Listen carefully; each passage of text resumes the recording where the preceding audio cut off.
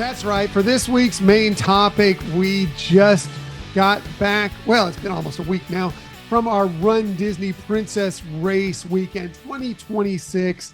What a fun weekend, Michelle. Yeah, it really was. I mean, so much great energy at these races anyways, but this one was particularly fun, I think, because of all the personal things that were going on with us related to this. I mean, mainly that you were achieving some really high goals that My you had set. little mini midlife crisis I was going through. Yeah. I got through that. And I'm happy to do that. You did it though. I mean, and it was hard. It was hard preparing for it. And I couldn't believe how, your determination really stuck with you in completing it. So well, let's go ahead and start with how that midlife crisis took place. It may have been 2 years ago that I actually announced to you, like, here's what I want to do. I want to go for the Coast to Coast medal now, because this is when the Disneyland races had started back up. Mhm. The Coast to Coast medal had become available again. And I really wanted to do that years ago when the Disneyland races were going on. But of course they went away for a while.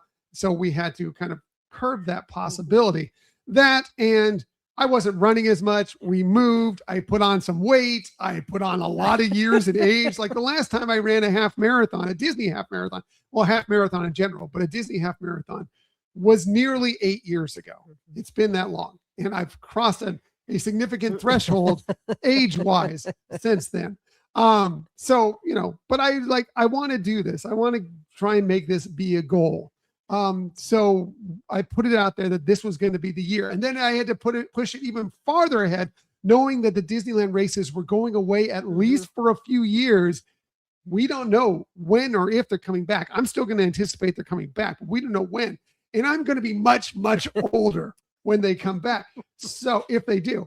So that was going to be trouble for doing a Coast to Coast medal as well, but it's okay.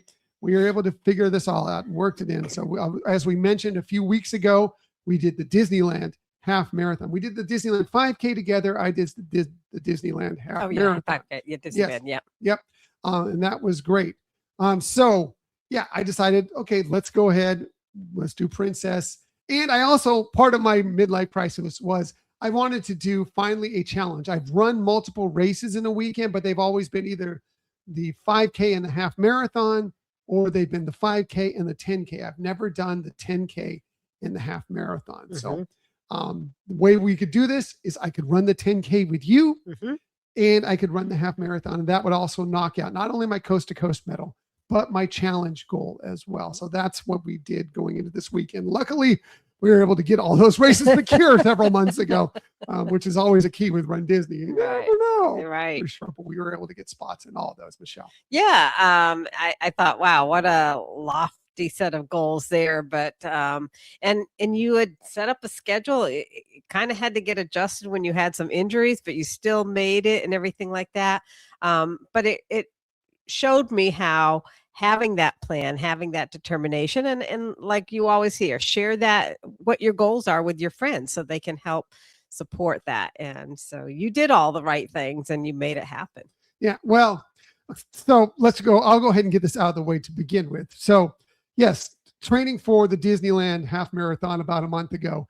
And then this race right here did have some obstacles for me. One, we had moved not that long ago. When I was running regularly back in San Diego, like we had great places to run. I was able to run hills there because we had hills in San Diego. So I was able to be in really good shape because of that. We had a great running course around a beautiful lake that was very near our house. That was about a 5 miles. So you can go anywhere from just one lap doing 5 miles, 2 laps, 10, if you wanted to extend, or anywhere in between. Right. It was fantastic for that. Yeah, Just beautiful a beautiful park. Beautiful spot to run. We did not have that. I mean, not that there aren't places like that exist where we live, but they're not as close to us. We don't know the area quite as well. So I had to train running in our neighborhood. That, and it was Florida, and starting to train in and around the months of July and August was really, really difficult to kind of think of doing when it's nearly 80 degrees and humid every morning as you're getting up. So that, and then like a month into training, as Michelle mentioned, I strained a calf muscle. shut me down for about a month, and I had to kind of restart from there. So I had to ramp things up a little bit more quickly than I'd like. Did it successfully, but it was really tough. So I was going, and then, as I mentioned before, I'm a lot older than I was when I last ran the half marathon.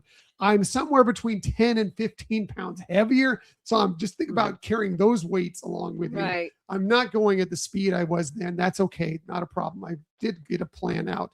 And as we mentioned, plans, before we really get into the meat of this episode and talk about something going into Princess Race Weekend that happened immediately before that is very, very impactful to not just the Run Disney race community, but the race community globally.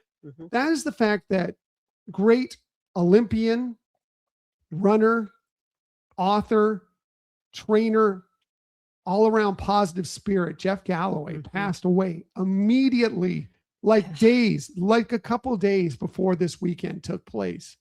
And his impact, like I said, on the Disney community or on the running community in general, but especially the Run Disney community, cannot be understated.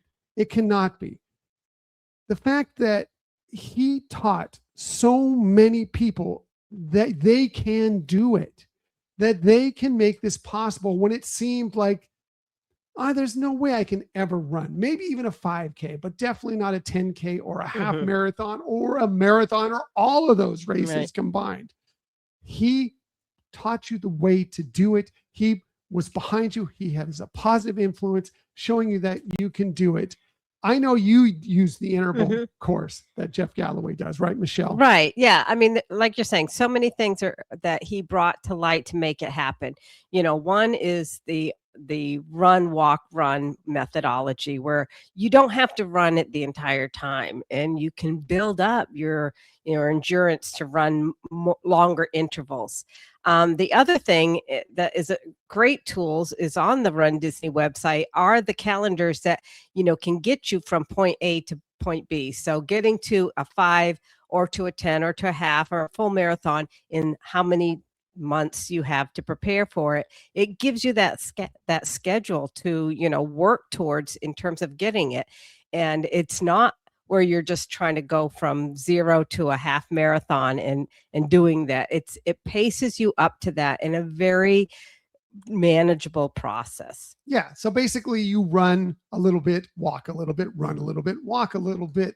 That is what the interval method is. And Galloway came up with it, championed it. And there are, whether they know it or not, I would say at least 85% of the people that were at these Run Disney races benefited from that. At least, that set, at least 85%.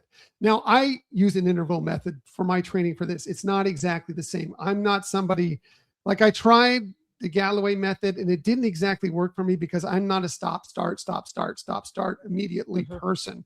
But it will work for you. You can work. Yeah, I swear by it. It really helps me, one, pace myself during the race, but also if I'm feeling like, I can't make it, it's just I got this many more seconds to go till I can walk again, during that part of the race. So it really helps keep me going.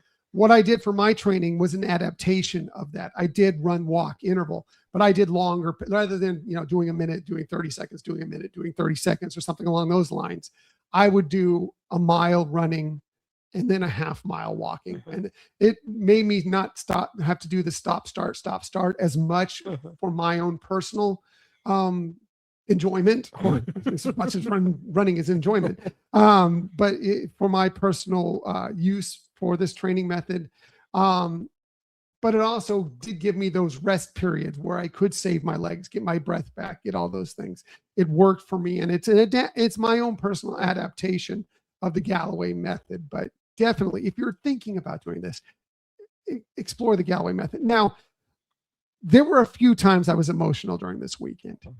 And the first couple times were the tributes to Jeff Galloway. Now, I never met Jeff Galloway. I don't know if you got a chance to meet him. No, he was always very I've popular. seen him there, but yes, never. We never actually introduced ourselves. We always thought there'd be time. It just unfortunately didn't come. But I know there are many of you out there who have had great experiences from. By the way, we mentioned Chris Mazza earlier in the Mazza's Musings podcast. There's another great podcast. If you want to hear somebody who's extremely inspired, has some great stories to tell, very emotional stories to tell, listen to the Stride Sisters podcast. They've been on our show before.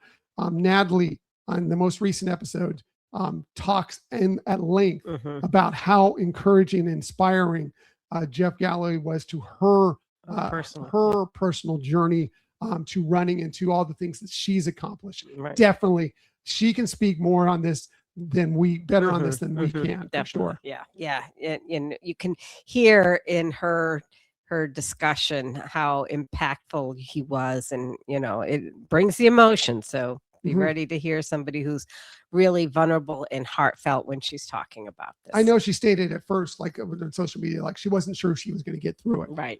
But she did, and admirably. I'm going to put a link to that show, as a matter of fact, in our show notes, because you should definitely check that out if you want to know more about Jeff Galloway and what he meant to this community. I'll also talk about the fact, this is for something that we could have talked about later, but I know at the half marathon, because that was kind of the last race, they had these people that were pacers they would do the Galloway method. They would have signs and they would pace you towards whatever goal time you were looking for. So they would tell you, they would kind of direct you when to run, when to walk, when to run, when to walk. They would have signs that carrying, okay, this is the pace that we're looking at. So nearby where I was, it was the 2 hour, 50-minute pace. At the end, they all laid those out in space, because these were the Galloway method and tribute to them. I believe they all crossed the finish line hand in hand together. I think I remember seeing that. Just an amazing tribute to a phenomenal person. Yeah. Well deserved. I'm getting emotional myself. I love that they did these touches. I mean, even before the races, obviously, as you're waiting in your corrals and everything, they're announcing tributes and things like that. They were very heartfelt as well, and it's nice to see them kind of tying it up with a bow, kind of. I know they did. Yeah, they did tributes to Jeff Galloway every day before the races started. Again, those were a couple times where I got very, very emotional, even though I never met the man. Right. I'm very inspired by what he's done and how encouraging, and it's all about positivity on the show. He was the epitome of positivity. There's just no question about that. So even though I never met him, I was very emotional about those times. I don't know how Carissa Galloway, who is his daughter-in-law and one of the hosts of got through all those mornings and the expo and everything else before that. She and the entire family, I don't know how they got through it, but credit to them for doing so. Yeah, because in addition to being such an inspirational person to everybody who's running, you could tell he was very much a family man, and that, the love for him was there. And like you said, it's amazing how they managed to make it through. Yeah. So I wanted to get that out there right off the bat.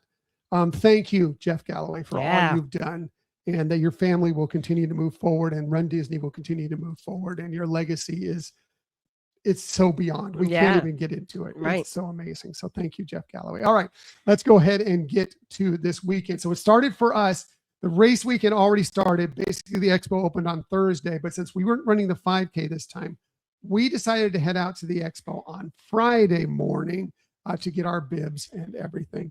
And of course, the expo is always fun. Of course, you go in to 3 different buildings. It's a little different than if you did Disneyland. Yeah, love Disneyland. Yeah, it's all pretty much in one little area there, for good or bad. You can hit up different things depending on what you're looking to do at the expo here, because they are in 3 different buildings. But you kind of get funneled. You go get your bib first of all over in one building, and then you go get your shirts, and there's the main part of the expo with all the vendors, of course, and then you get herded to another building for your merchandise. We did actually get all our pins this time that we wanted, unlike Disneyland. And by the way, anybody out there who's still listening, I still would love to get a Disneyland half marathon pin. I did not get that pin. Please let me know if you have an extra one. Please hit me up. I won't pay super extra for it, but I will pay the price and shipping for it. So please hit us up, Gmail, social media. I would still love that pin. But either way, got the pins for this, and that was probably more important. Yeah. Well, Yeah, it's surprising that we didn't have any struggles even going in on the second day to get any of our pins, and it's always hard to walk out of there without buying extra merchandise because there's so many great things that they have there. You But did get a shirt. I did get a You shirt. did get a shirt. We didn't go check. We saw the Brooks. We didn't go get the Brooks, Mhm. but we thought about it. Mhm. But the line was ridiculous for the Yeah. Brooks shoes. The new, they release shoes themed to each race weekend, and the line was crazy. But we saw a lot of people wearing them. Mhm, I mhm. picked them up. They look fantastic. We did not go get them, but we'll see in the future. You might, yeah. But we did get some pictures taken out there. We did get some. The half marathon was Tangled themed, so we were able to get some Tangled themed pictures, and of course, just Run Disney themed pictures, which was a lot of fun as well. Yes, to get our pins, very very excited. Was able to get the 10K pin, the half marathon pin, got the Fairy Tale Challenge pin, and the Coast to Coast pin, which I'm always leery about. I really wish they would keep the expo open after the races because it always feels like a little bit of a jinx to me when I buy something that I'm supposed to have finished. And I was a bit nervous for these races that I'm supposed to have finished, but I have not actually run yet. I would like to pick those up afterwards because I'm not superstitious, but I am a little stitious. I'm concerned that I was going to twist an ankle. We'll talk about that or something. And that's going to make me, I don't get my half marathon, or I don't get my Fairy Tale Challenge, or I don't get my Coast to Coast medal. Right. I know that there was one year we were supposed to run the 5K together, and we bought our pins in advance, and then it happened that something occurred with Scott that I ended up not being able to go on the race. I had to take care of something with him. And so, yeah, I understand what you're saying. I felt like it was a little bit of a jinx. And then I have that pin taunting me, in addition to obviously the t-shirt that came. Well, I went on that race and finished it for you. You I were there know. in spirit along with me. So that counts. True. That counts. I do have a pin from one of the races that we got in advance, so that the number is upside down. Really? Yeah. The yeah. collector's item. I know. It's like $1 million. I thought it was just something. That's how they did that pin. But then when I researched it, I saw no, it wasn't. So we'll have to see what that's worth. I know, right? So after we got the expo was great. We whizzed through it pretty quickly. After we got through the expo, we decided to do a little park time because our hotel wasn't ready yet. So we headed over to Animal Kingdom Park. We're going to be talking about the races, yes, but we're also going to talk about a little bit of our Walt Disney World trip as well. Got out there, got our pass holder magnet, our Zootopia pass holder magnet, got a little lunch, went and saw Better Zootopia. Yeah, which was your first time seeing it. Which was my first. Michelle got to see it. It was opening day that you got to see it, right? I think, yes. Yes, you got to see it opening. Or no, you got to see it pass holder preview day. Oh, that's right. Yeah, before opening day. Yeah. And so this was the first time I got to see it. I loved it. I thought it was fun. I just love Zootopia. I love that universe, and that was just a really, really cute show. That I had no problem with Tough to Be a Bug, but I was probably not going to go into be doing Tough to Be a Bug anymore. But I will be going back whenever we're at Animal Kingdom to see Better Together again. Oh, absolutely. As I mentioned when I, first previewed it, and now seeing it with you again, there's so much that happens. It's really fast paced, a lot of fun things going on that it's kind of hard to really appreciate every little detail. So it was fun getting to see it again and realizing some things that I had missed from before. Really enjoyed it. All the characters, everybody you love from Zootopia is involved. Yeah, in that. It's great. Check it out when you're there. We did get a couple photos taken, and apparently we still couldn't get away from Tangled there because Pascal made an appearance on Michelle's head while we were there. So, but only fitting. You had Pascal from the Run Disney Expo, and so this was my chance. Although we didn't know at the time. I was wondering if we were pointing to tiaras. I didn't know what it was going to be at Animal Kingdom, but because it was the same pose at the Expo, and I thought, okay, well, it makes sense. We're going to be pointing to a tiara, and I thought it would be really funny for me to be pointing to a tiara on my head. But no, it was Pascal there too. So I guess that was just kind of what was going around at that time. But it was cute, adorable pictures.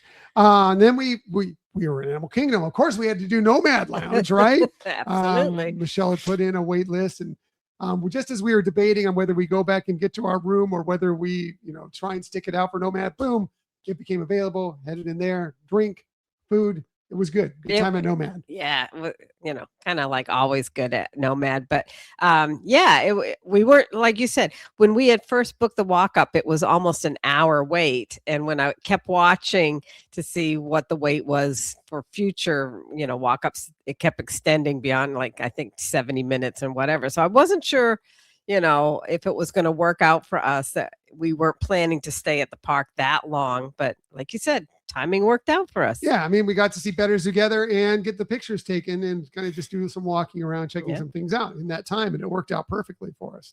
Yeah. So then we went to our resort after that, which was the Riviera Resort. We had wonderful room at the Riviera Resort. Awesome. We were staying. It was a studio, deluxe studio. We didn't have a preferred view. Standard view.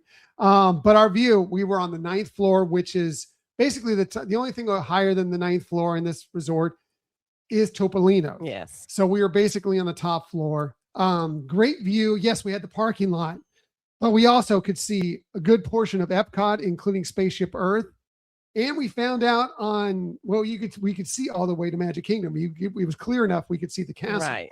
But we also found out that we could watch both fireworks shows together simultaneously. We didn't do that until the last night because the nights before we were trying to get to bed early, but we did find out that we could watch both fireworks shows at the same time, which was really, really nice. Yeah, it's really fun.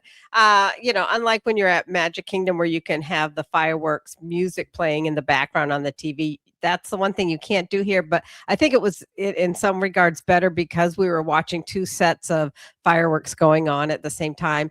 And it's always amazing to see Spaceship Earth lit up different ways, different designs on it. And that was super clear from our resort for sure. And definitely could appreciate that. What wasn't super clear was what the weather was going to be for race day. Now, we had gone in the week ahead.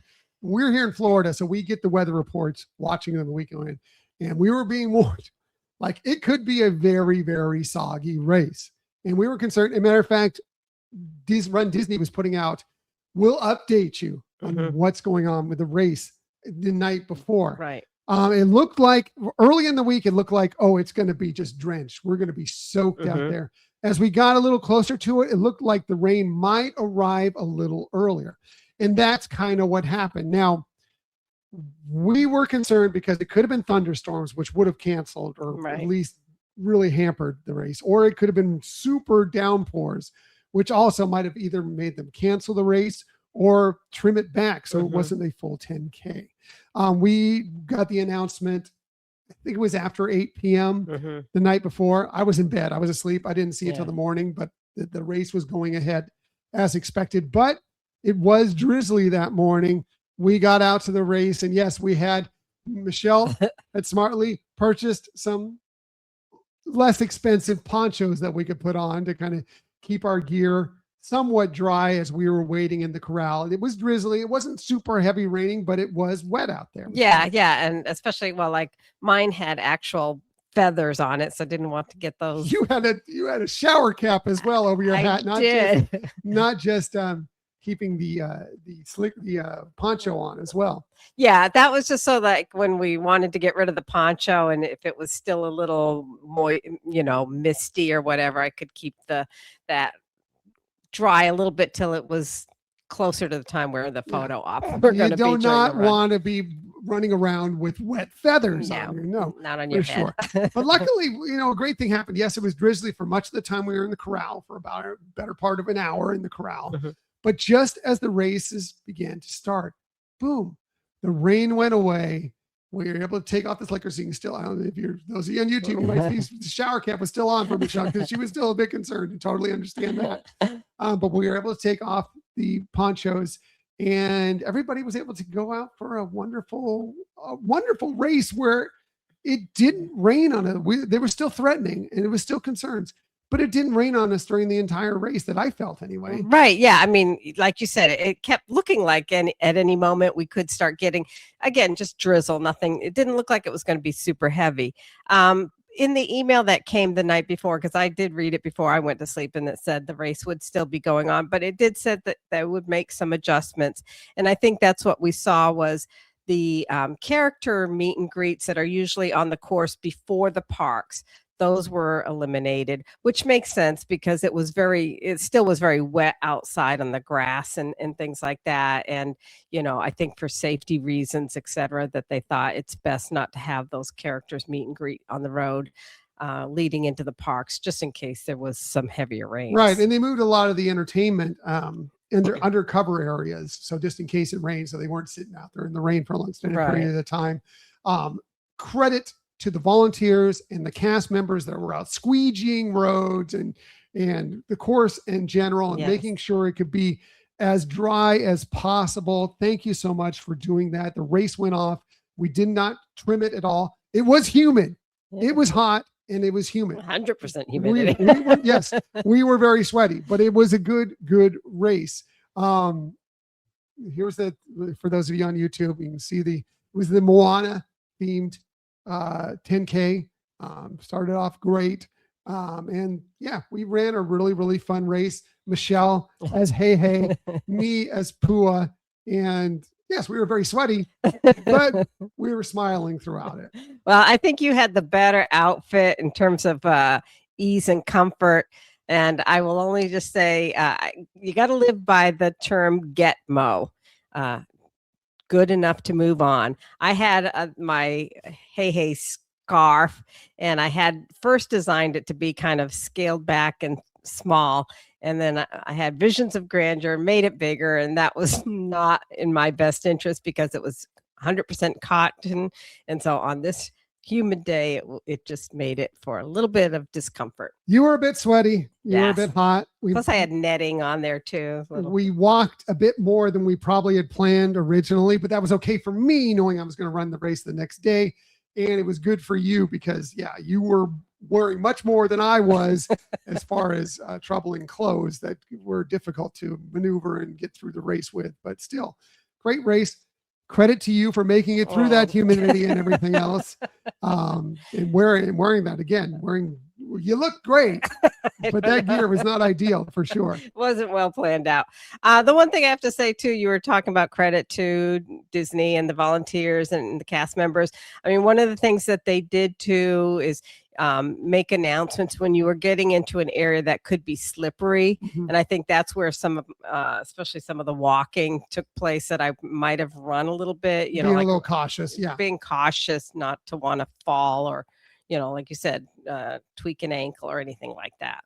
Yeah, like I said, Run Disney and Disney in general, the cast members, the volunteers, everybody stepped up. And a lot of them were out there in the rain doing this, getting it all set up for us. And it was an amazing course. The course it was about the first 2 miles outside of the park.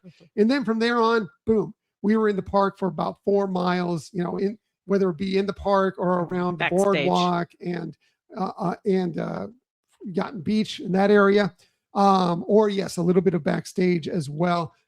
It was a really, really great course in that regard that, yes, the tougher parts of it were inspiring because you were in the parks and it was beautiful and lit up, and Epcot, when it's all lit up, is spectacular. Yeah. I mean, when you have your highest level of energy at the beginning, it's good to know that you're getting that behind you, that more dull or less, exciting area in terms of decor and everything, but they still had music. They still had, that festivity feeling, plus you're around everybody who's excited. So, helps you get motivated. But once you're in the park, it's just a whole new experience. Plenty of characters in the park, including some, as you will find with Run Disney, some unique characters that you can't necessarily get pictures with. We don't take a lot of pictures. We don't take a lot of pictures with characters. We focus on getting pictures during the race itself. Every once in a while we'll stop for something, but it's very, very rare. But we did see a lot of interesting characters. People were getting some fun photos with them. My favorite entertainment act, and I believe you felt the same way, was it was kind of that area as you're going from World Discovery to World Celebration. There was a loop there where we kind of did a back and forth into that area and then back out of it, back to World Discovery.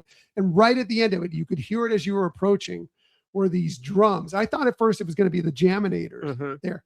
No, what this was was a Polynesian drum band there, and they were amazing. Yeah. It was one of the best things I've ever seen in a Run Disney race. Yeah, I'm getting emotional now. That was one of the areas that I got emotional for because I thought, well, was great theming with Moana and everything, Mhm. but just to see all those people out there, they were in the traditional costuming Mhm. and everything, and it just really, what a great essence to that Mhm. part of the run. And it wasn't long after we had just entered the park too, because we Mhm. had entered in from that area back there by World Discovery into the park. And so we kind of went by Cosmic Rewind and up there and then through that area. Right, right, It's a heck of a way to right. start. Cosmic Rewind with Spaceship Earth behind it. And then you go into this Oh, phenomenal beautiful. beginning. Yeah. We did, as I mentioned, we don't stop for many pictures. We did see one that we had to stop for because Flower and Garden, it wasn't Flower and Garden Festival yet, Yeah. but the topiaries were beginning to come out. And the line wasn't that huge for this. And they were doing the quick snap and go, quick snap and go, quick snap and go for the Maui, Moana, Pua, Hey Hey topiaries Yeah. right there. Heading into World Showcase. We had to stop for that. And we got Yeah. a phenomenal picture there. I really appreciate, I don't know that I ever noticed it years before, but the last couple years noticing that they do have, like at Walt Disney World runs, a quick stop, or, like you said, click and go, where, yes, there's a photo pass person there, but it's not like they're going to be posing you or taking a bunch of different shots. You're just one moment and you're gone, and it's brilliant because it's usually by something that is spectacular to look at and get to that as a photo op. Yeah. That was one because the line wasn't that long. That's usually a lot what we judge on. Yes. The line wasn't that long and it was a snap and go, which many are, but I get a little concerned sometimes with the longer lines. Yeah. They usually move quicker than they seem. Like if you think of lines to see a character in the park, those tend to take a little bit longer because people are doing multiple poses, Right. multiple shots, interacting with the character. And you will interact a little bit with the character when you show up. But because people know this is a Run Disney race, it's shoot, go, shoot, go, shoot, go, shoot, go. They go much more quickly. So definitely if you do a Run Disney race and you want to get those pictures with using unique characters, know that going in. We're just not ones that do that a lot. We're not line people, I guess. Yeah. This is funny because we're Disney people, but we're not line people. But we did get that picture and we did see a lot of, I just appreciate the characters as we're running by. Right. Like, and we saw a lot of, because it was the princess race weekend, a lot of princesses with princes as well. So you saw a lot of couples, like, you saw Ariel with Eric. You saw Aurora with Prince Charming. Right. Snow White with Prince Charming, etc. A lot of that going on, and that was all. That was fun. I don't know if was there any characters you can think of that really struck you as we were running through? Seeing the three from Sleeping Beauty, the three fairies, that were right near the end. That line was nuts. Yeah. We didn't think about getting to that line, but it was cool to see them there. Yeah, to see the three of them there, I thought, oh, that's so special. That was right by Spaceship Earth, and that line was crazy. But yeah, you could tell a lot of people were like, this is a picture you're not going to get very often. We're going to stop for this one. And, right, exactly. Definitely did. But yeah, made it through the course and across. We got a finish line photo, everybody. We got a finish line photo. Yeah, we didn't get photobombed. We didn't get semi, but not really bad. We didn't have somebody jump right in front of us and block with a picture or whatever. Which again, no shade to anybody who does that. I know. Yeah, you completed your race. Do what you want to do. Right. But it's just funny. Sometimes it can. Yes. Others. We got a good finish line photo this time. Yeah. I mean, they had a lot of cameras at the finish line here, and they even had some, overhead, kind of like what you're showing right now. Yeah, they're definitely at Walt Disney World. They do the finish line photos better than they do at Disneyland. Yeah, they have more space. Better angles available for them to be able to do that. So yeah, you get a better finish line photo most likely at Walt Disney World over what you would have done at Disneyland. But overall, a great race. You made a great looking Pua. Yeah, very cute. Not as great as your Hey Hey. No, not even. Well, I am a pig. So what do you want? No, that's not what it meant. You want? We usually will normally go and get a post-race photo. We did take a photo, a medal selfie, which we do often. But the line was crazy for that. Maybe because we had taken more of a time and we got there a little later, so more people had finished, but the line was pretty insanely crazy. So we decided, we don't need to do that. Let's go ahead and head back. But luckily, wonderful thing they were doing at the Riviera Resort as they welcomed you back in. They had a spot where they were taking photos and giving out water and like cuties, oranges. Yep, cuties, and some other things. And they took a photo of us there. So we did kind of get sort of that medal photo at the end, which was nice at the Riviera. It really was. I mean, I don't know of any time that we've gone back to a resort and seen something like that where they have that right at the lobby. Now, maybe because, in some resorts, say Saratoga or Old Key West, it's more spread out. Yeah, you're not going through the lobby. You're going where you can park right near or go into, right near your resort. But even when we've stayed at other resorts where you typically kind of go through a lobby, I've never seen anything like this. I thought it was such a nice touch. I'm trying to think of where we've stayed for these races. I mean, when we stayed at the Poly for some of them, and of course we're not going to the lobby at the Poly either usually. Bay Lake, when we've taken buses back, That's have. True. Well, but we probably cut out of the bus and didn't go into the lobby. We probably just cut off to our room because it's separated building. So I don't know. But either way, credit to the Riviera for doing this. Hopefully other resorts are doing this as well, because I like the idea and it's fun. Yeah. They also, by the way, the next morning had coffee out. If you wanted coffee on your way to the race, you could have picked up some coffee. I had already had my coffee in the room. I didn't need it. But they had coffee out for, if you wanted that on the way out of the Riviera. Yeah. So that was nice. Yep. But yeah, it was a great race. Anything else to say about the 10K, the Princess 10K? No, I just want to address, like you're saying, the after photos. This year they did it a little differently. They used to have like multiple stands that you would pick a line to stand in front of, and here it had like one line queuing for multiple photographers.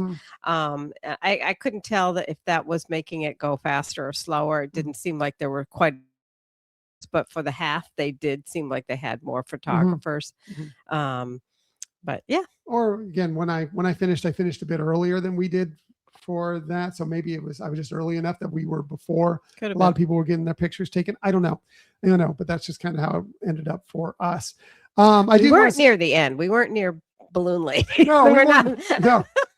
There were a lot of runners. We did not go at a fast pace, but we were not threatened by the Balloon Lady at any point. No. There were a lot of runners still going behind us. No, we were never in question of like, whoa, are we going to make it? No, it was never that.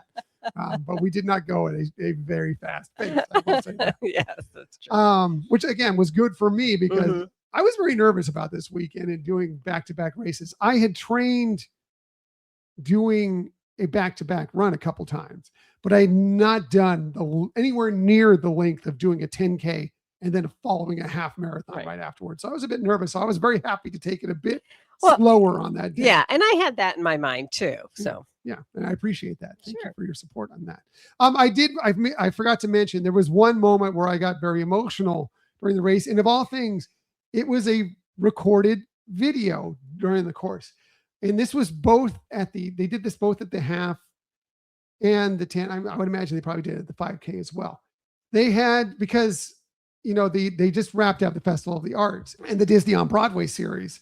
And one of the last nights they had multiples of those performers there, including Susan Egan.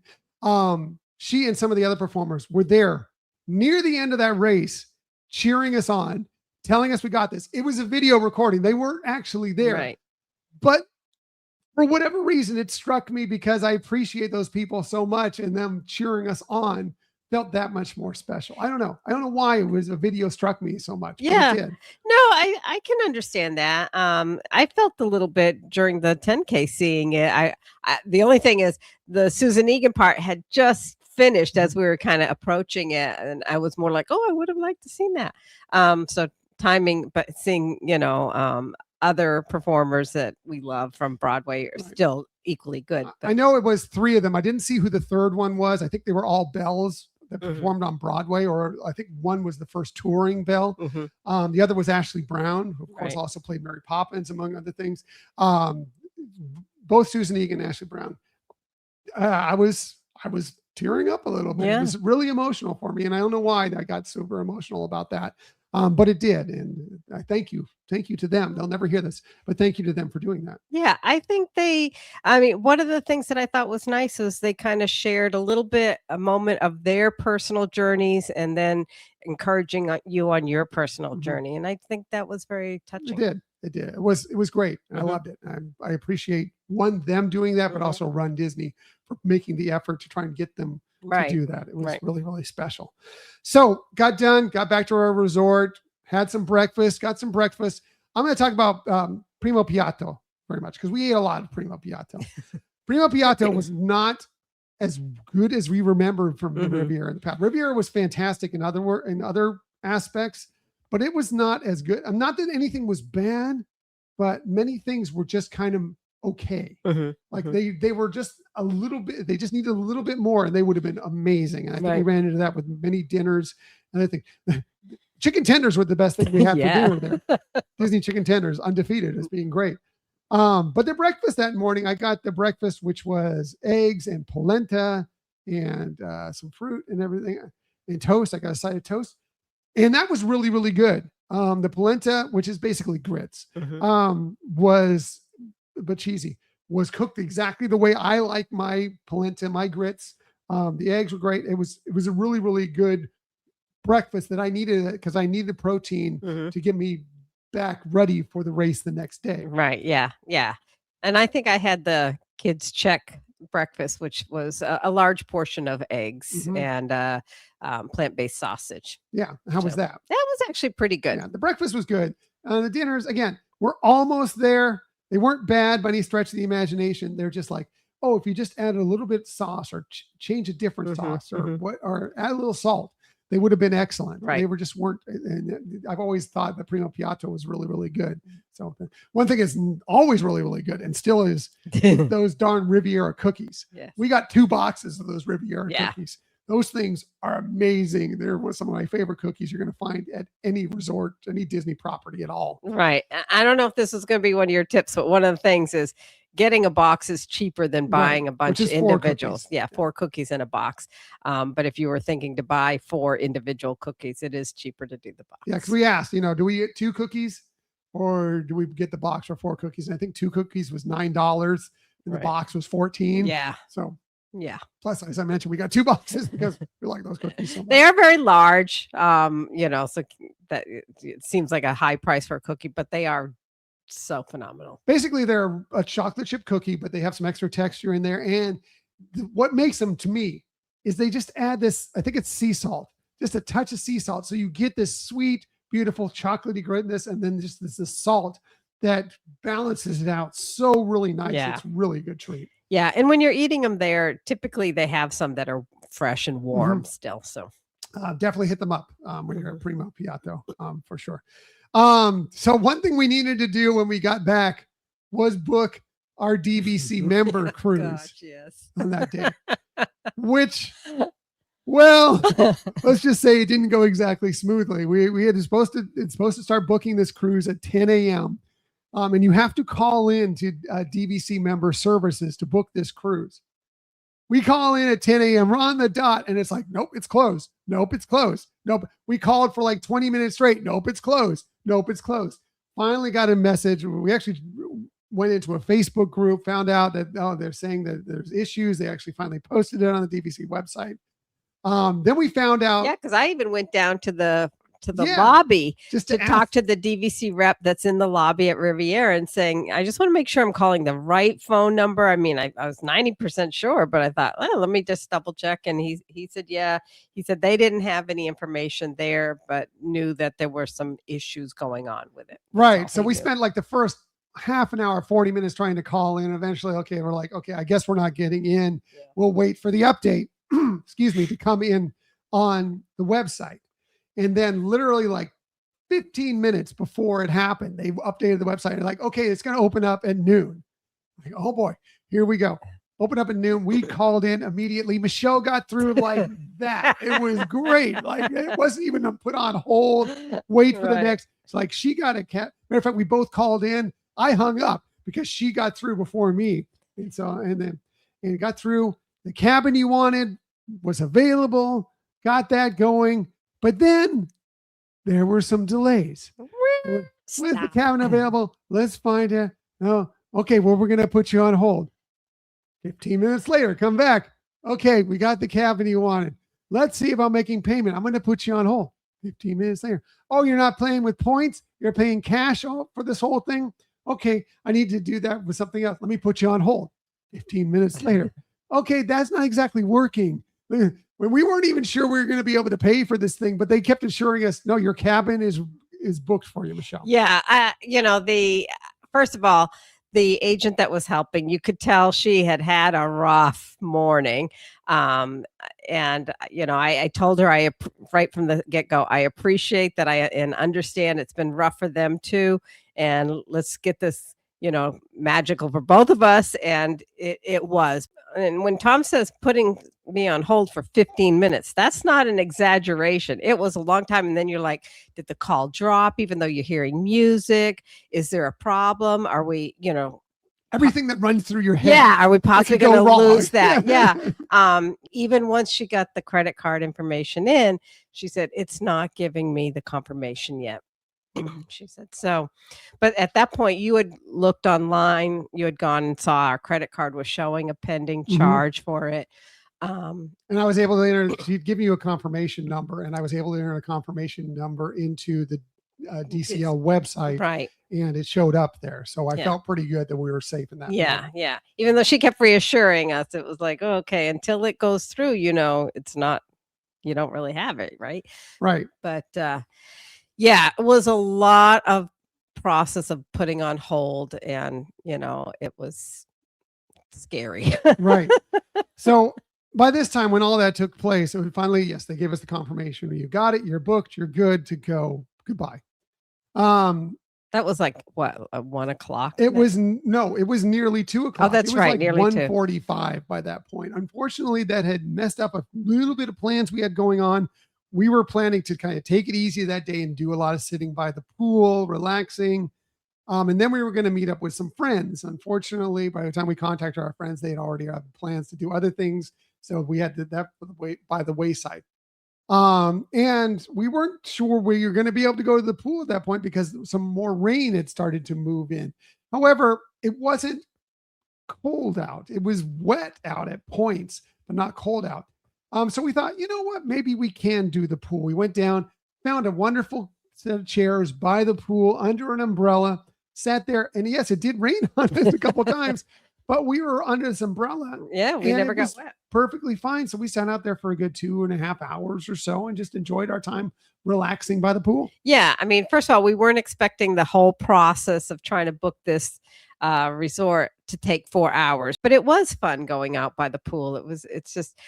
They have 2 pools, plus a kids area. And one of the pools is more, family oriented in the sense that they have somebody there that's usually playing games, playing music, slide. It's very lively, a lot of fun.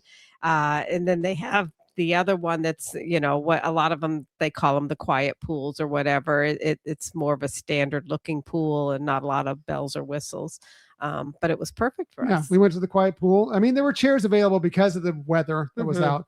There were chairs available that would have been great on either one, but we heard them playing the games over there. We're like, no, we just want, not that we mind the games. We appreciate the games and they're great for the kids. And we even enjoy them ourselves professionally. But we decided this time we wanted just a quiet afternoon. So we went to the other pool, great chairs there. As I mentioned, under an umbrella, it was perfect. Sun would break out occasionally.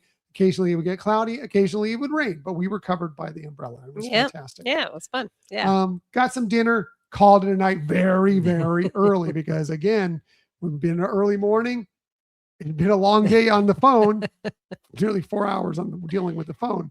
And then it was going to be a very early morning for us the next morning as well, because the next morning, was the Princess Half Marathon. Yeah. Again, I was really nervous about this, but one good thing about it is the weather was fairly ideal for this race. Like it was chilly to begin with, but perfect for run. It was in the upper 50s. So it was like, depending on where you come, somewhere between 57 and 59 degrees. But that's perfect for a long race. That's exactly where I like it to be.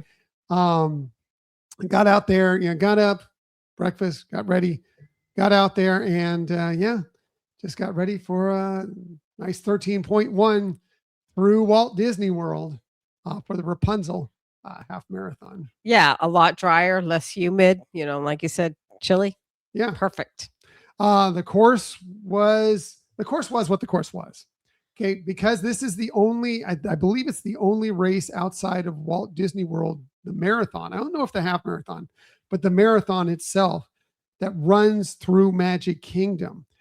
Because you're going from Epcot to Magic Kingdom and back, a lot of it takes place on that road in between those two parks. So if you're looking for a lot of park time, this wasn't the race for you. But if you want to run through the castle, which is a pretty unique experience, then it is the race for you. Yeah, yeah. I mean, each race. Keep in mind, each race is designed differently. So if you do this half marathon, the next time you do a half marathon, you might not be running the same pattern. So if you think that that's either good or bad in terms of what this race consisted of, just know that they do change them.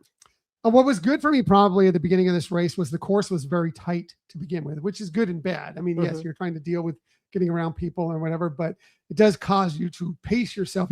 Sometimes you get so energetic when you're in the corral waiting for so long that when you finally get running, you go too quickly. And even though they warn you about that, sometimes it just kind of takes over that you do that. We started off and we're kind of not on that main gate where you go through the parking gates, the parking toll area for Epcot. It was more on the side off ramps and on ramps there. So much more of like a single lane. So just think of all those Run Disney runners that are coming out of these corrals in that. So you kind of had to take it at a much more slow pace, which was good. One thing right off the bat that captured me is that it was still dark out for when everybody started, still dark out. Right near the beginning, they had some trees lit up in purple and they had lanterns hanging from the trees like the Tangled lanterns, Rapunzel, and Eugene Fitzherbert's lanterns, which was really cool to see right off the get-go. Yeah, I love the touches that they do like that because it is something, when you're running, it's nice to have that diversion of something that makes you smile. Yeah, so that was good. Plenty of characters along the course. Yes, you were out on the roads a lot, but there were plenty of characters out there throughout it. DJs, bands, everything to keep you motivated. Plus, you're going along the monorail route. So you regularly had the monorail passing you on the side. And that's kind of cool too, because it's got that, it's the monorail. But now when they added a couple years ago, that lighting underneath, it's still dark out. You got that lighting that's underneath the monorail.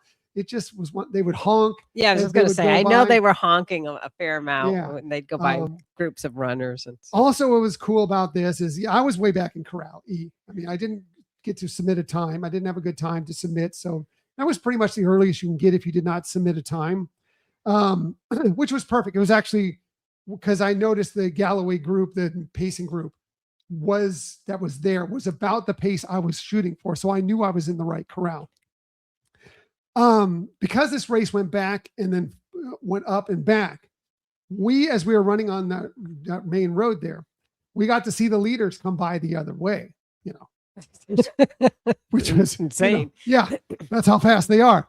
And everybody's cheering, first two guys fairly close together. And then really right behind them was the first woman. And everybody went nuts for the first woman. This is the princess half marathon, and a princess being so close to the men in this race was amazing. Everybody went crazy for all those, and also the first wheelchair racer as well that went past them. We all went crazy for everybody that was there leading it, and that was a lot of fun that we were able to see them going past the other way. Running out. Yeah, what a special experience. Yeah, I love it.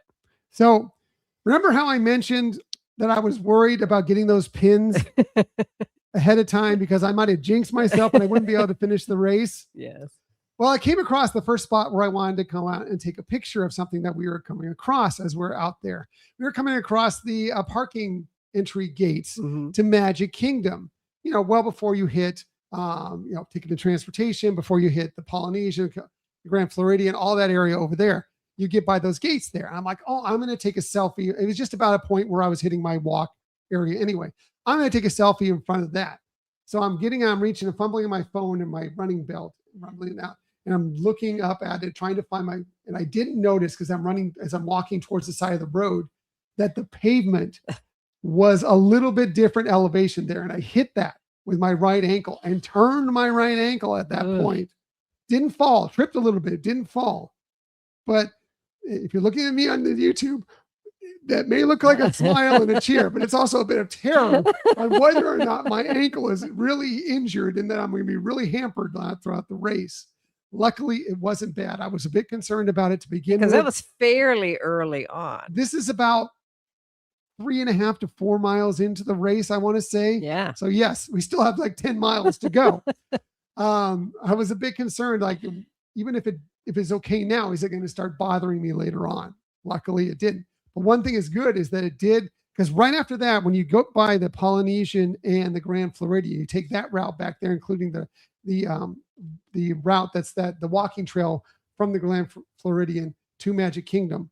Before that, there's a lot of construction going on and a lot of uneven pavement. I was much more conscious about all the uneven pavement as I was going on. Disney was doing a pretty good job of lighting it up, but I was like, I'm going to keep an eye on every single bit of pavement I'm going through, because luckily my ankle is okay, but I don't want it to happen again, because who knows if I even do make it worse as I go along. Right. Yeah. Or like you said, possibly make it worse. I mean, that something was injured, and is it going to, be okay at first, but as you're going, just gets worse and worse. Yeah. So luckily, didn't bother me, but boy, was I concerned when that first happened. Yeah. One of the great things as you're getting past the Grand Floridian, they had out there was they had the electrical water pageant. It couldn't have been better. The electrical water pageant, all lit up, playing some of its music. Love the electrical water pageant in general, but having that out there on the course, really special. Yeah, definitely. I could see where that would be just so wonderful to see. And you hear the music playing and everything. Again, a lot of great stimuli to keep you motivated and keep you going and making you realize this is why you do run Disney, because of what's so special. Yeah, there. It was a tight course at that point, again, because we're on that small trail that goes between the Grand Floridian and Magic Kingdom. Luckily, it already thinned out a little bit, the running group. Still, it was a little bit slower going during that point, but that's okay. I kind of wanted to slow down a little bit because I knew I was going to be in Magic Kingdom. And I knew when I got into Magic Kingdom, we'd already seen that there were going to be a lot. I didn't know how many people were going to be there, but there were going to be a lot of people cheering people on at Magic Kingdom. They were letting people down Main Street USA to cheer the runners on. And boy, thank you to everybody. You were amazing getting out there. Just 5, 6, 7, 8, maybe even 10 people deep, and some people all down Main Street USA, and cheering us on with signs and everything was really energizing and wonderful. Yeah. So what they did was you could, as a guest, as an observer, go into the Magic Kingdom without a ticket.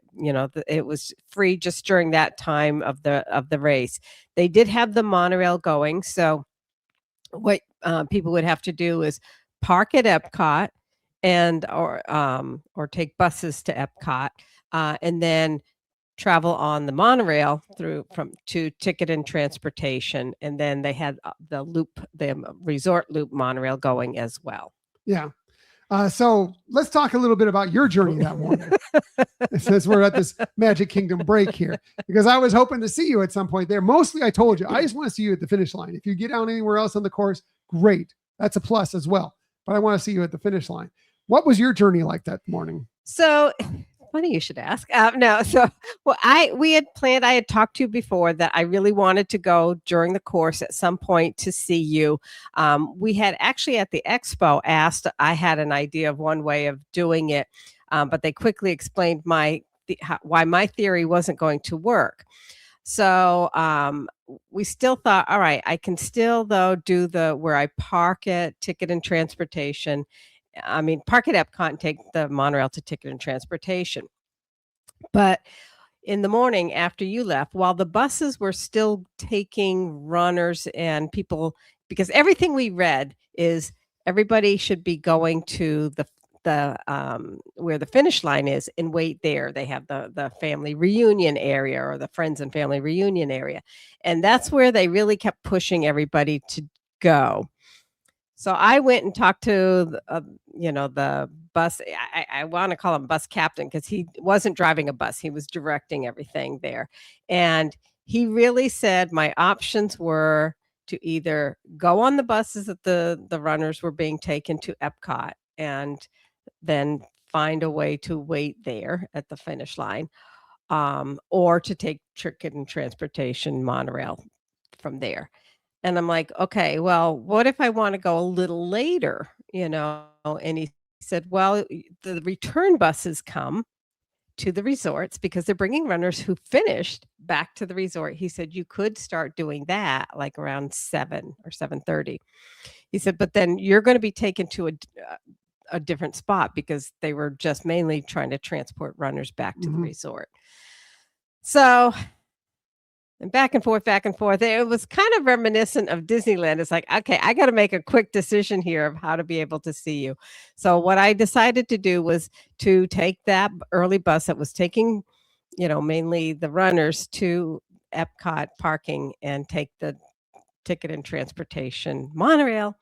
And then as I'm taking the monorail, I'm realizing I know how crowded that Main Street USA gets for parades and things. I can't imagine that little old me is going to be close enough at this point to the front to be able to see you. So I decided I'm going to go to one of the resorts. And I thought the Contemporary would be the easiest to be able to stay out there and watch you run by.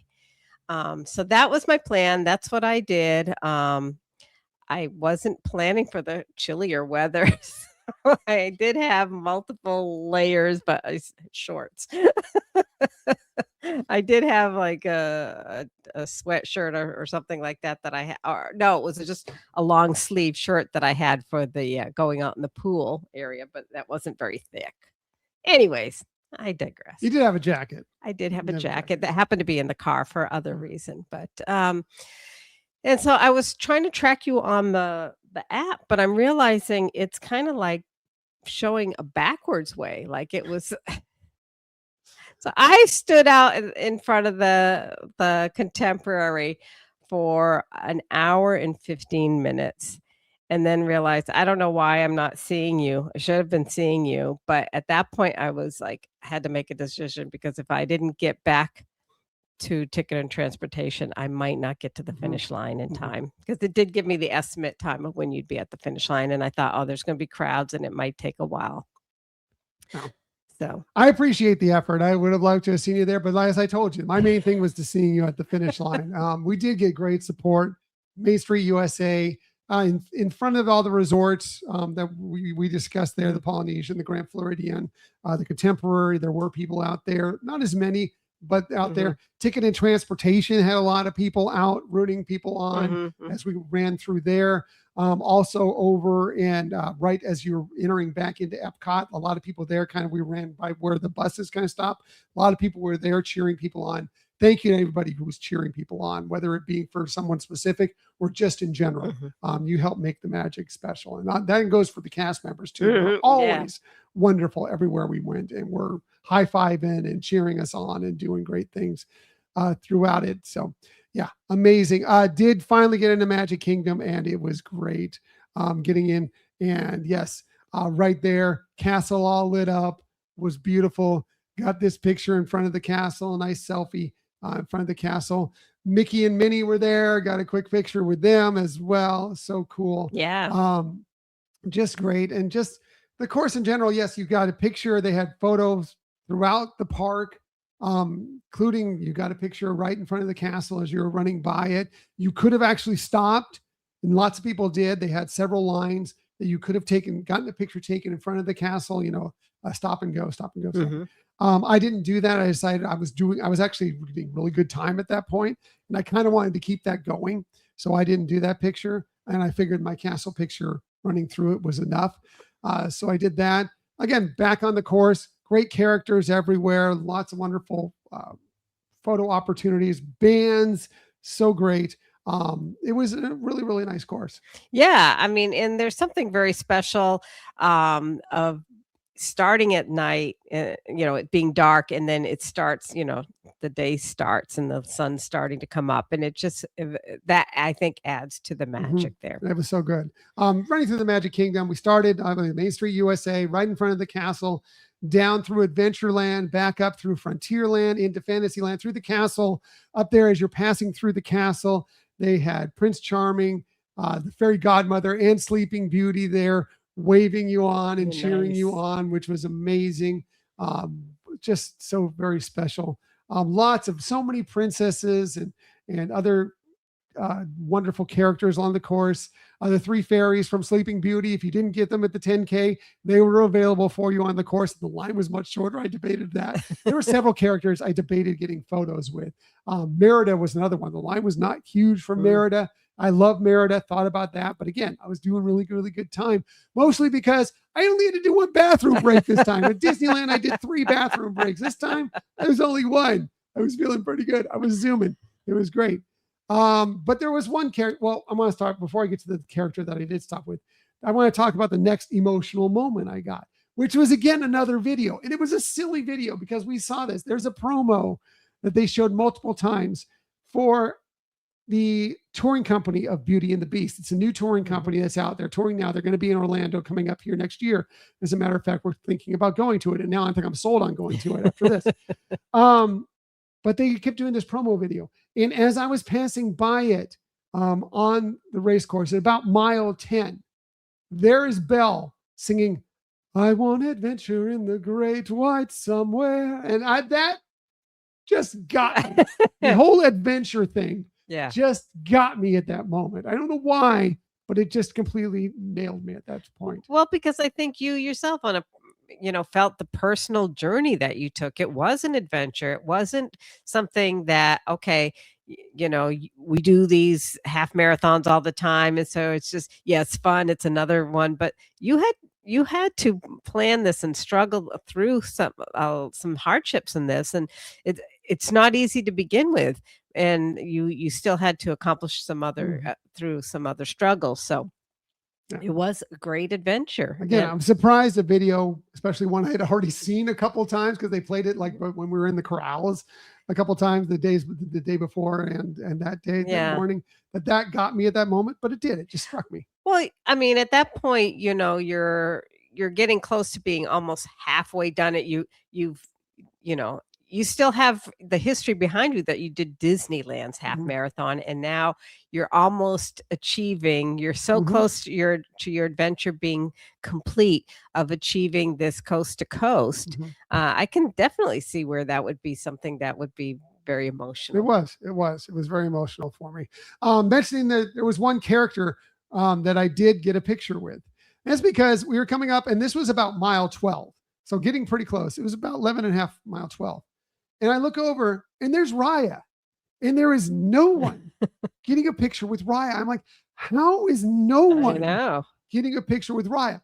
I am definitely getting a picture with Raya. Now, the one problem with that was that at that point, I was getting my last bit of run in before the finish run. I was going to run a bit and then take a little half mile break and then finish strongly for the last half mile plus.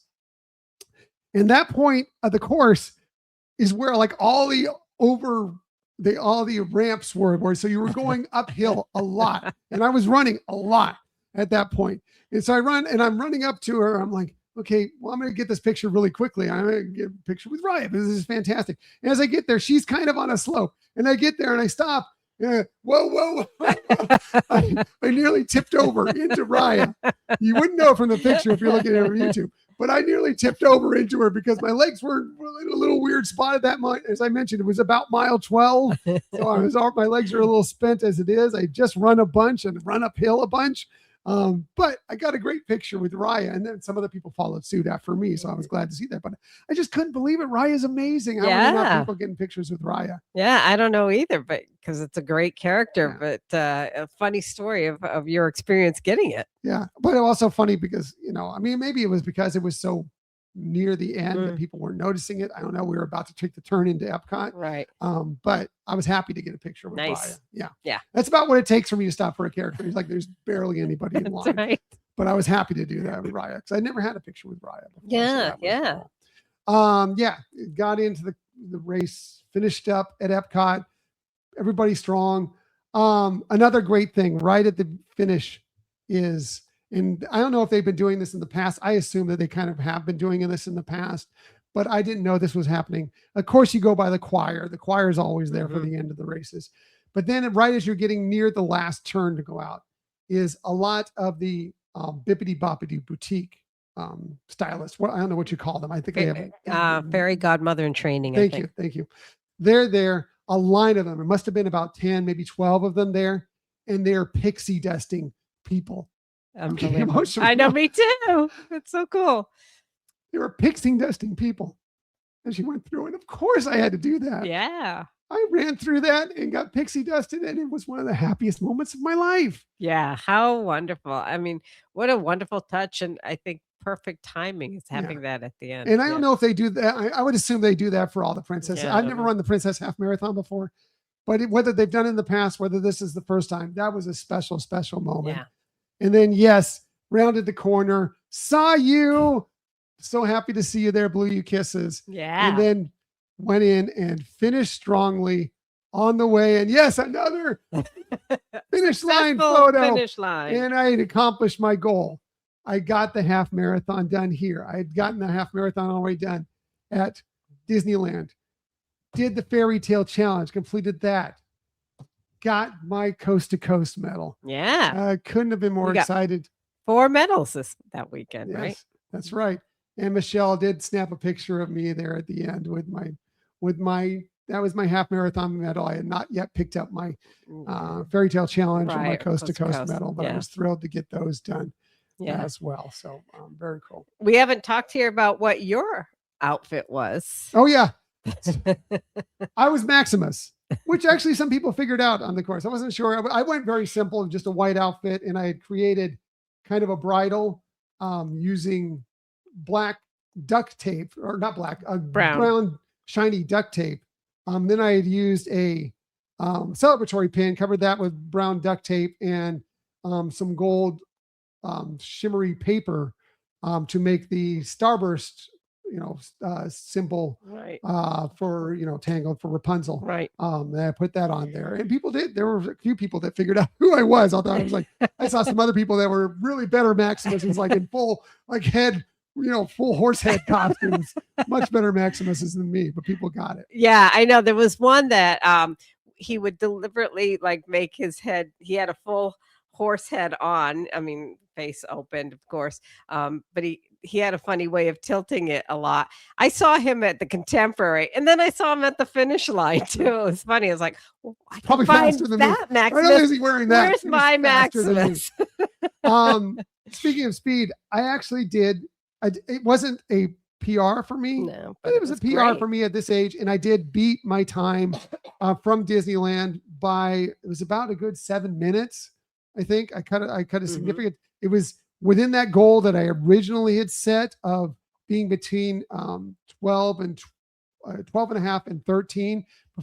I set it between 12 and a half and 13 and a half for either of these races, depending on circumstances and everything else. And both I hit those goals, but I really was hoping to get between 12 and a half and 13 minute miles. I was about 12:43 for this race, I think is what it ended up being. Again, I mostly associate that with the fact that I had 2 fewer bathroom breaks, but I think I was also doing pretty good on my running during and doing pretty well on my speed during those times. Right. Yeah. And you maintained it consistently, like in the tracker from Disneyland, where it was predicting your finish line time. It was varying throughout the course a fair amount, where this one, it was pretty constant. Yeah. So. It was just one bathroom break pretty much near the middle. I didn't go until I got to Magic Kingdom. I was able to actually use a real restroom and not a porta potty for that, which was nice. So that's kind of what I do think I might have, even if I had to stop another time or two for the restroom, I might have still beaten my time. But either way, I was happy with my time. Yeah. Very good. You did well. Again, I wasn't a PR. My Run Disney PR was set 8 years ago. And I was, again, a lot thinner and a lot younger. So a little different, but yeah, It was great. It was a really, really great race. Got together with you and they just celebrated and went on back. And then it was time to head off. And once we showered and everything, we needed to get to the park and get our medal photos. We would decide to go to Disney's Hollywood Studios on this day. Yeah, it's not a park that we frequent quite as much as some of the others, maybe, but we had some plans for some celebratory eating and Yeah. drinking there. So it was fun and it was great having the opportunity to get photo passes there. Yep. So we got our medal shot together there right in front of the Chinese Theater. And then, yes, I got my singular one with all my medals that I had earned over that week. Not all the medals that I run, I didn't bring my half marathon medal or my 5K from Disneyland, but all the medals I had earned that weekend. Really great photographer there, photocast photographer. She had actually brought medals for people to put on, so you didn't have to carry them. I wish I had known that because I carried all my medals there. I was happy I was able to put on my medals. Right. But she was the only photographer I saw that did that. Right. But it brought medals for people to put out there in case they didn't want to carry them with them. That was kind of cool. Yeah. And she was, one of these photographers that was very much into, what she was doing. And she created some great poses and, kind of depending on whether it was a single person or two people or whatever. She was great. Right. I'm going to wrap this up. We've gone very, very long on this. So just talk about what we did at Disney's Hollywood Studios really quickly that day. We went to part of this was I was trying to figure out what I wanted to eat. I knew I was going to want something hearty and I was also going to want a cocktail. Where can we eat? Something that'd be great. A lot of protein, a lot of fat, good stuff. Went to Sci-Fi Dine-In, one of our favorite spots. Got a great burger there. I got a spicy Martian margarita there, which was very tasty and spicy. It was good. Michelle ended up getting 2 drinks, not because she ordered 2 drinks. The server actually made a mistake with the drink because Michelle was waffling about what drink she wanted. She decided on one. I think the server actually thought that I had ordered the other one. Right. So he realized it. He gave us the second drink for free. So we were able to enjoy both of those. She got the espresso martini originally. The other drink that was brought to us was the Orbiting Oreos shake, which is an alcoholic shake. Yeah. And it's amazing. She finished that. She had some of the espresso martini. I finished the rest of that. Yeah. And you had the Flying Saucer Impossible Burger, which you thought was one of your favorite burgers you ever had there. Yeah. I have to say this whole dining experience, the food, the beverage was amazing, better than anything I can remember. But yeah, I hadn't not tried the Impossible Burger or the meatless burger before, and it was delicious. It came with portobello mushroom, which was also a nice touch to it, and very moist. It wasn't like a lot of times when you get the plant-based burgers, they're very dry. This wasn't. It was perfect. My burger was pretty good. I think I could have used a little more barbecue sauce. I got the drive-in burger, which was the beef burger with pulled pork. I could have used a little more barbecue sauce, but it was pretty good. What was disappointing, because we both ordered onion rings because we're like, yeah, we're going to get onion rings. Yeah. Onion rings they were crispy for the most part, but they need a little salt. They were, they had the sweetness of the sweet onion, but they needed a little salt to balance that out. Yeah. So they were slightly disappointing for onion rings. Yeah. It was surprising. But everything else was great. Yeah. Everything else was perfect. great. Yeah. And then we just decided to do a day with doing shows. We did Villains and Fairly Ever After, of course, as we all know, #Real Men Love Frozen. So we had to do the Frozen sing-along spectacular, and that was amazing, as it always is. The storytellers are so good. That show was one of my favorites of all time. And we even got the Mandalorian to make Michelle laugh, which don't need to do much, but we had a lot of fun. And we got to go by. We didn't ride Rock and Roller Coaster featuring Aerosmith. It was its last day, but we did get to go by there, see the crowd. We did get to see some people that we had not met in person before. Marianne and her husband, Derek, ran into them. They were wonderful. It was great to meet them. Their son, Noah, was there as well. Got some treats. Marianne brought treats. Thank you, Marianne. It was wonderful. Yeah. Friendship bracelet, everything. It was so sweet. Yeah. So did all that, but then done. My legs were done. I can only do so much. As it was, I had done like 35,000 steps that day. I was good. Let's go ahead and go back to the hotel. And we just kind of relaxed that evening, had some dinner in the resort. I think it's when we had the chicken tenders, which were great. Watched the fireworks from our balcony. It was a really, really nice weekend. Yeah. I mean, everything turned out as as it, you look back on it, everything turned out great. We weren't sure in a couple spots with things, whether you're talking your ankle twisting or challenges with, were we going to make the DVC member cruise reservation okay? But it all worked out. It all was spectacular and fun, and couldn't have wished for anything better. Right. It was a wonderful, wonderful weekend. I'm very happy that we did this together. Even though you weren't running with me, you were there with Spirit on the half marathon. We ran together on the 10K. It was such a wonderful week. Thank you again to everybody. Thank you to the entire Run Disney community. Thank you for so much support from the cast members, the volunteers, all the people that were out supporting the runners throughout. It was just an amazing, amazing weekend. I do not plan on ever running a half marathon again. I'm happy to have done it. I'm happy to have done all this. My midlife crisis is now complete. I'm done with that. Now, I say that with a caveat. If anybody ever wants to sponsor me or Michelle, we would run a half marathon. Doubly so if you tie that into charity as well. We would do something like that again. Also, I'm going to throw out, if Run Disney ever decides to run the races out at Paris again, and we can have that Castle de Chateau medal going again, then I might think about it. If the Star Wars half marathon ever comes around and they have another Millennium Falcon medal, or if they get back in Disneyland and they have the Marvel races and there's ever a Captain America like with a shield medal, might think about that. Or also the other caveat is if some of our friends decide to run, I would encourage them to do a 10K or a 5K. But if some of our friends that we've been trying to encourage to run with Run Disney again, like the Dillos, Frank and Jen, like Justin Monorail, and some others, there's some other great friends of ours that we've been trying to encourage to do Run Disney. If they wanted to do a half marathon and do it with us specifically, then I would do it. Other than that, I'm happy with our 10Ks and maybe 5Ks going forward. Agree. I think 10K is a sweet spot, at least for me. I did the half marathon with you 8 years ago. I mean, we didn't run together. I remember crossing the finish line saying, thank God it's over. I don't think I ever want to do this again. I really was thinking about possibly doing one of these half marathons with you. I didn't know that I really would necessarily have to field the coast to coast. I would have liked to have done Disneyland, but I fell victim to thinking that it was going to be too much street.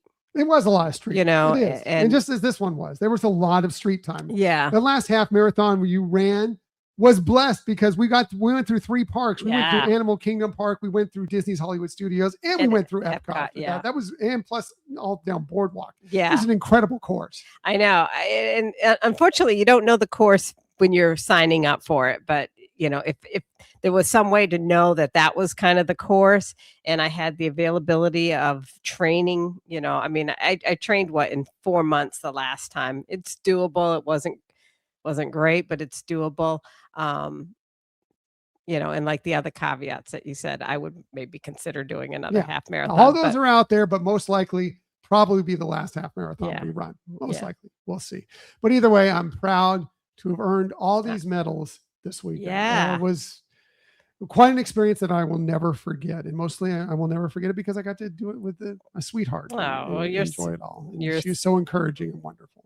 Well, I couldn't be more proud of you. I saw your process of doing it and was just amazed by it, amazed that you kept with your schedule. And even though there were times it's like, God, how is he going this morning? From things that were going on, it's like, can't believe he's doing it. And you did.